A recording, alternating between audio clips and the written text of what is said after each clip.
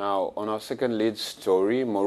deuxième partie d'émission, nous parlons du Maroc qui a quitté l'Organisation de l'Unité africaine en 1984 pour protester contre l'admission en qualité de membre de la République autoproclamée arabe sahraoui démocratique. Rabat a officiellement déposé une requête pour rejoindre l'Union africaine en septembre. En soutien au Maroc, 28 pays ont signé une motion pour la suspension de la RASD de l'Union africaine. Dans le même temps, des experts ont affirmé qu'une réintégration du Maroc à l'Union africaine permettra de révéler la nature artificielle du conflit qui l'oppose au Sahara occidental. Et puis Mohamed VI, le roi du Maroc, a commencé mercredi au Rwanda une tournée en Afrique de l'Est. Le but, s'ouvrir à cette région jusque-là délaissée par le royaume chérifien, mais aussi défendre sa candidature à l'Union africaine déposée officiellement en septembre. Et dès le premier jour de cette visite, je vous le disais tout à l'heure, la ministre rwandaise des Affaires étrangères a déclaré que son pays était favorable à un retour du Maroc dans l'Union africaine. D'après certains observateurs, le Maroc tente de convaincre les 53 États membres les uns après les autres de reconnaître la souveraineté du Maroc sur le Sahara occidental, une position qui a été maintes fois rejetée par l'Algérie. Nous avons eu en ligne Aziz Saïdi pour en parler. Alors Aziz, le Maroc veut revenir à l'Union africaine après 32 ans d'absence. Pourquoi avoir décidé de le faire maintenant, d'après vous? D'abord, il faudrait peut-être clarifier les choses. Ce n'est pas un retour dans l'Union africaine. Puisque le Maroc faisait partie de l'organisation, l'OUA, l'organisation de l'Union africaine. Et donc, l'Union africaine est née en 2001.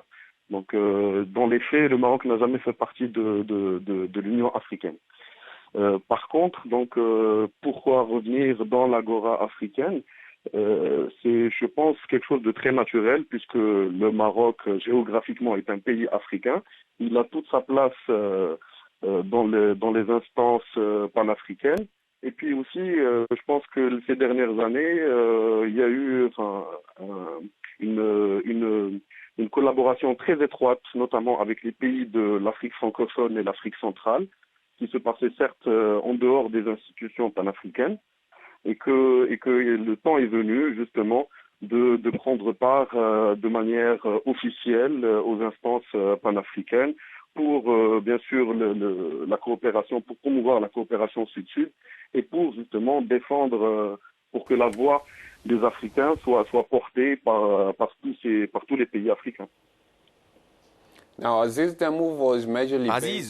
le Maroc a quitté l'OUA en 1984 pour protester contre l'admission du Sahara occidental. Cette fois encore, en décidant de réintégrer l'organisation, Rabat souhaite la suspension de la République sahraoui. Comme vous l'avez dit, le Maroc a quitté l'organisation de l'Union africaine au début des années 80 parce que cette organisation avait reconnu la pseudo-raste. Une chose que le Maroc ne peut pas tolérer du moment que pour nous c'est justement un territoire marocain et c'est une question de terminologie. Vous parlez de Sahara occidental, au Maroc on parle de Sahara marocain. Maintenant, le retour dans l'Union africaine, plutôt l'adhésion du Maroc à l'Union africaine, permettra justement de régler ce problème à l'intérieur même de l'agora africaine. Et c'est clair que pour le Maroc, il est hors de question que l'on siège à côté d'un pseudo-État. Mais la réelle politique veut qu'on défende nos arguments au sein même d'instances panafricaines.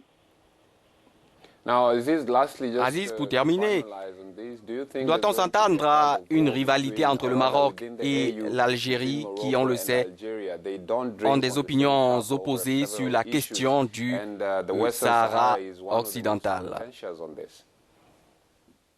Non, le Maroc et l'Algérie ne sont pas des ennemis, ce sont des pays frères, ce sont certes des adversaires sur ce dossier, mais ça reste des pays frères.